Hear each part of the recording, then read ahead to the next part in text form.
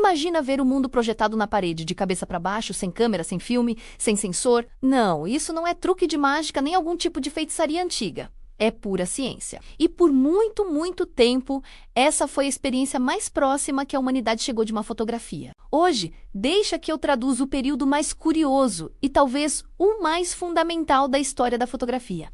A época em que ninguém tirava fotos, mas muita gente já sabia exatamente como elas funcionariam. É uma história que se passa antes da câmera, antes do clique e muito antes de você poder salvar uma imagem na galeria do seu celular. A imagem, acredite, já existia. O grande desafio era outro: aprender a aprendê-la no tempo. Se você, assim como eu, adora essas histórias que parecem um mero detalhe técnico, mas que na verdade mudaram completamente o rumo das coisas, já aproveita para se inscrever aqui no canal e ativar as notificações. Porque aqui no Deixa que eu traduzo, a gente transforma o complicado em algo simples e fascinante. Vamos voltar um pouco no tempo, bastante na verdade. Desde a antiguidade, pensadores e filósofos observavam um fenômeno muito peculiar. Quando a luz passava por um pequeno buraquinho em um ambiente totalmente escuro, ela projetava na parede oposta uma imagem invertida e perfeita do mundo lá fora. Aristóteles, lá na Grécia Antiga, já tinha descrito isso em seus escritos. 1000 anos depois, cientistas árabes como Ibn al-Haytham estudaram esse fenômeno com uma profundidade impressionante,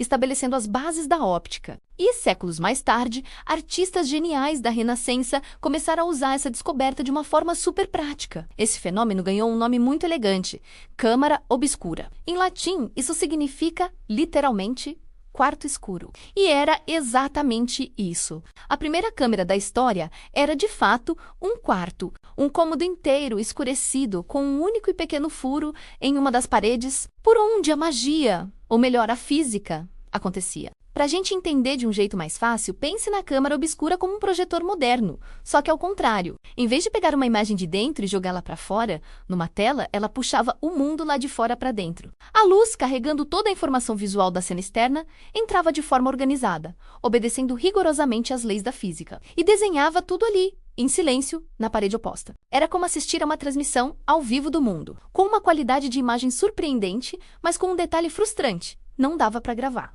A imagem aparecia, se movia em tempo real, e quando a luz mudava ou o sol se punha, ela simplesmente desaparecia. Sem replay, sem pause, sem nada. Mas quem usava isso na prática? Principalmente os artistas. Pintores usavam a câmara obscura como uma espécie de trapaça autorizada, para alcançar um nível de realismo absurdo em suas obras. Eles entravam nesse quarto escuro, colocavam uma tela ou um papel na parede onde a imagem se projetava e, com um lápis, copiavam os contornos da cena. Isso era uma ajuda gigantesca para acertar a perspectiva. As proporções dos objetos e as formas complexas da arquitetura ou da natureza não era preguiça. De jeito nenhum. Era o uso inteligente da tecnologia disponível na época. Alguns historiadores da arte, como o pintor David Hockney, defendem a tese de que grandes mestres da pintura, como Vermeer e Caravaggio, podem ter usado esse recurso em segredo. E isso de forma alguma diminui a genialidade deles. Pelo contrário, só mostra que inovação e criatividade sempre caminharam de mãos dadas ao longo da história. O mais curioso de tudo é que o seu próprio olho funciona de um jeito muito parecido. A luz entra pela sua pupila, que é o nosso furinho.